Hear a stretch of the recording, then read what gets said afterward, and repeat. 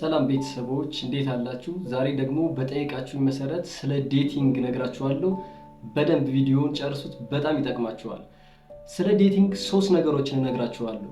እነሱም ዴቲንግ ምንድነው፣ ከማን ጋር ነው ዴት የምናደርገው፣ በምን አይነት ሰዓት ነው ዴት ማድረግ ያለብን፣ ሁለተኛው ደግሞ ዴት ስናደርግ ማድረግ ያለብን ነገር ምንድነው፣ ሶስተኛው ደግሞ ዴት በምናደርግበት ሰዓት ማድረግ የሌለብን የትኛው ነው የሚለውን ነግራችኋለሁ። ወደ መጀመሪያው እንሄዳለን። ዴቲንግ ማለት ከፍቅረኛ ጋር የትውውቅ ጊዜ ማለት ነው። ያ ማለት ብዙ ከማታውቁት ሰው ጋር ፍቅር ለመጀመር ወይም ወደ ትዳር ለመግባት ከሆነ ሰው ጋር ተገናኝታችሁ የምታወሩት ነገር ወይም የምታወሩበት ቀን ማለት ነው።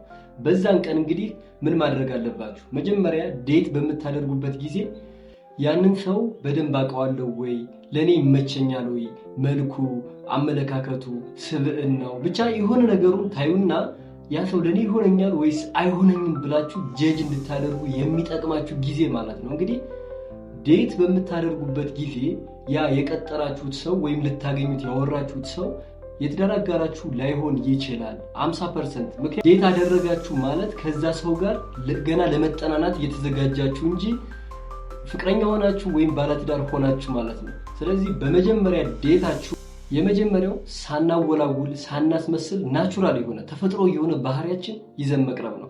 የሌለ ባህሪያችሁን እያመጣችሁ የምትናገሩ ለዛ ሰው በቃ ማስመሰል ከጀመራችሁ በሆነ ጊዜ ያ ነገር ይወጣል። ሰው ንቀት ያስከትልባችኋል። ያ ሰው ከእናንተ ጋር እንዳይቀጥል ግፊት ያደርግበታል። ስለዚህ እናንተ ሁኔታዎችን በደንብ ዴት አድርጋችሁ አመቻችታችሁ ስትገናኙ ናቹራሊ በቃ ምንም ሳትሸማቀቁ ያላችሁን ባህሪ ያ ሰው አሁን ማወቅ ያለበትን ነገር ማወቅ አለበት። ብዙም አታካቡ፣ ነፃ ሆናችሁ ለቀቅ ብላችሁ መሄድ መገኘት ይኖርባችሁ። ሌላኛው ራስን ሰብሰብ አድርጎ መገኘት ነው። ሳትረበሹ ረጋ ብላችሁ ሁሉንም ነገር ትተውትና ስልክ ምናምን ያን ያክል አትጠቀሙ። ብታጠፉት መልካም ነው። ምክንያቱም ያ ሰው ማለት ወደ ህይወታችሁ የሚመጣ ሰው ነው። ጥናት ለማድረግ ረጋ ብላችሁ ሁኔታዎችን ማዳመጥ አለባችሁ። ስለዚህ የተረባበሸ ሁኔታ ምናምን ባይኖር በጣም መልካም ነው።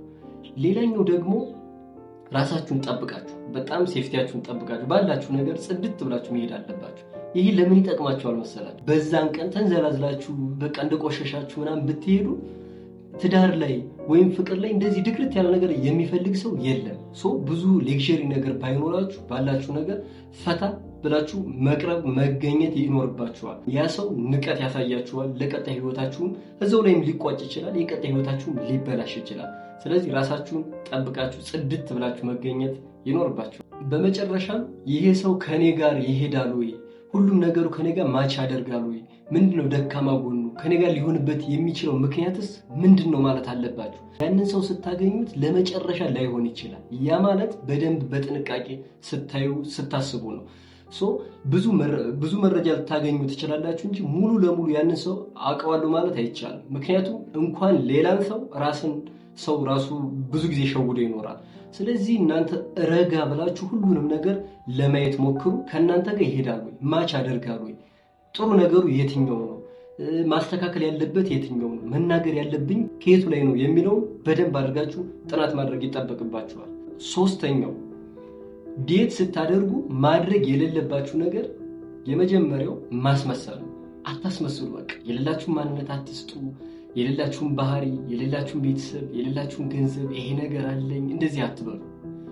እና ደግሞ ራሳችሁን ግልጽ አታድርጉ። ብዙ ዝም ብሎ ኦፕን ዝግዝግ አድርጎ መናገር ስለ ቤተሰብ ስለ ራስ ምናምን ብዙ ይሄ ኦፕንነስ አይታይባችሁ። በቃ ሌቨል ሆናችሁ ማዳመጥ፣ ያንን ሰው ለመረዳት መሞከር። እናንተ ልታወሩ ሳይሆን የምትሄዱት ያ ሰው ከህይወቴ ጋር ይሄዳሉ። ስለዚህ በደንብ አዳምጣችሁ አስተውላችሁ ስለዛ ሰው አጥነታችሁ መመለስ ነው የሚጠበቅባችሁ። ሌላኛው ማድረግ የሌለባችሁ ነገር በአንድ ቀን ዴት ባደረጋችሁ በአንድ ቀን ስላለፈ ታሪካችሁ ስላለፈ ህይወታችሁ አትናገሩ። ያ ነገር ህይወታችሁን ያበለሻሸዋል። ምናልባት አብሯችሁ የሚቀጥለው ሰው ማወቅ ካለበትም ትንሽ እየቆየ ሊያውቅ ይገባዋል እንጂ በዛን ቀን ዝግዝግ ካርጋችሁ ከነገራችሁት ብሶት አለባችሁ ማለት ነው። ሰው በጣም እንደምትፈልጉ እሱን እንደምትፈልጉት ስለሚያስብ በጣም ራሱን የሆነ ከፍ ያደርግባችኋል። ስለዚህ ያንን ሰው በደንብ አድርጋችሁ ለማጥናት ሞክሩ።